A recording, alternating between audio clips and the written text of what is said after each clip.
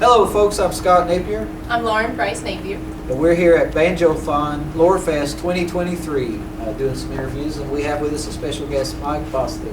Mike, tell us about yourself. Well, thank you, Scott. I want to say I'm really proud that you asked me to do this, and this mandolin is pretty special to me because it's the first one I've ever owned and probably the last.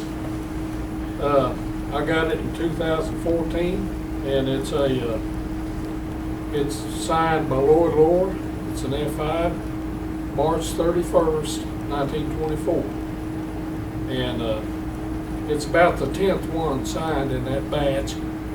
And I found this mandolin. I seen this mandolin at a Gibson vintage instrument seminar that the Chapman boys in Springfield, Missouri, they have a fine music store there, the acoustic shop. David Harvey was there from Gibson, and Frank Ray from Eastern Missouri was there, and he had two Loars there. He had the Don Brown Loar, and he had this one, and I've always seen this one on the F-5 journal. Yeah.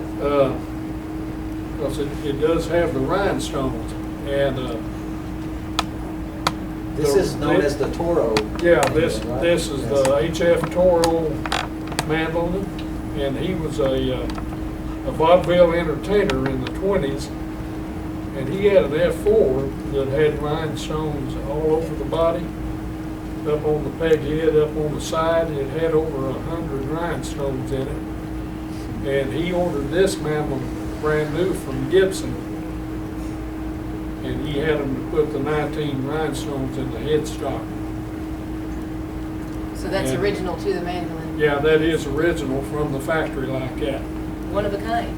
And the mandolin did have a Verzi, but one of the owners took it out a long time ago, and personally, I'm glad he did, because I don't have to worry about it. Right. What is that? Do you know the original shipment date as far as where it was shipped to? I really don't know Yeah. that, but I'm pretty sure HF Herman F. Toro lived somewhere in Pennsylvania. I've And noticed a lot of the pre-war mandolins went to Pennsylvania, just looking through shipment Okay. records. Yeah. the only thing not original, it does have the replacement Waverleys, and the bridge is original, but the saddle is not. The tailpiece is original, but the cover was made by Charlie Darrington, and they did some work on it. It did have the Florida extension was cut off, but it was laying in the case. And I heard David Harvey put it back on.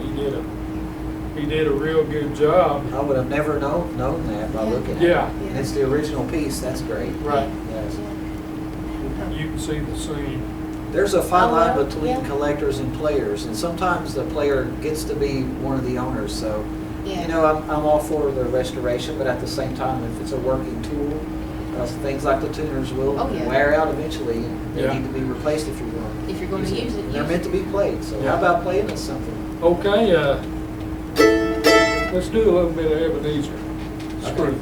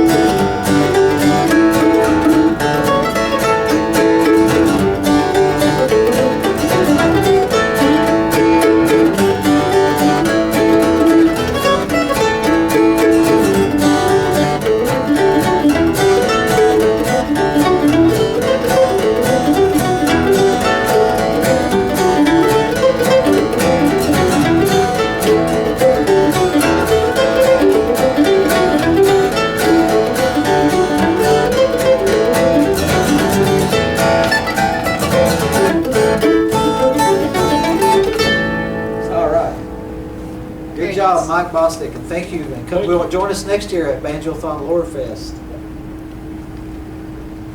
That good?